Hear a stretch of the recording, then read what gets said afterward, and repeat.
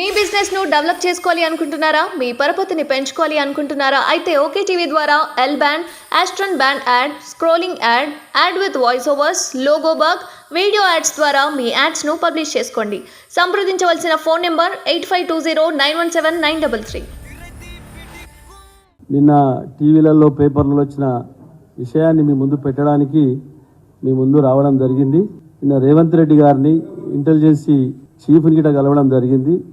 లోకల్గా జరుగుతున్నట్టు ఒక సమస్యలు, ప్రోటోకాల్ విషయమో కానీ, సెక్యూరిటీ విషయమో కానీ, అక్కడ జరిగే విషయాలన్నీ ఎస్పీకి కలిసినాం, కలెక్టర్ కలిసినాం. ఇంతకుముందు సోదరుడు మా ప్రభాకర్ నన్ను డైరెక్ట్ ఇంటెలిజెన్స్ చీఫ్ని ఎందుకు కలవాలన్నాడు. ఇంటెలిజెన్స్ రిపోర్టే డీజీకి ల్యాండ్ ఆర్డర్ డీజీకి పంపుతారు, డైరెక్ట్ డీజీ తీసుకోడు. Intelligence report, gross level report అలా పంపితే దాన్ని బట్టి యాక్షన్ ఉంటుంది. ఇది మంచిగా చెడా అనేది. ఎందుకంటే మేము రేవంత్ రెడ్డి గారిని నిన్న కలుసుకోవడం ఒకటేసారి కాదు, ఇంకా 100 సార్లు కలుస్తాం. తప్పేంటిది?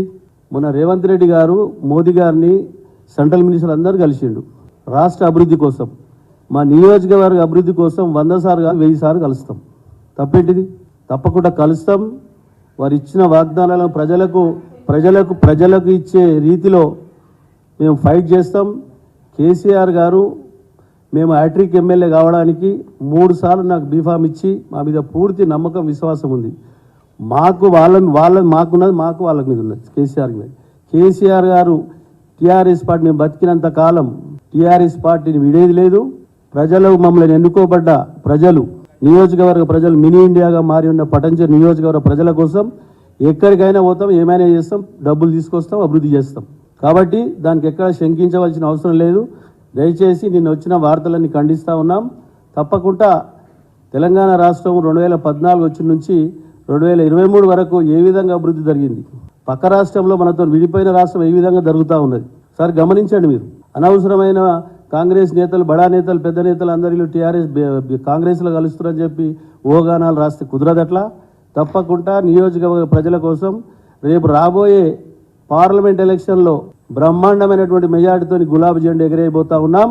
అధిష్టానం ఎవరికి టికెట్ ఇచ్చినా భారీ మెజార్టీ 3 నుంచి 4 లక్షల మెజార్టీతో గెలిపించబోతా ఉన్నాం.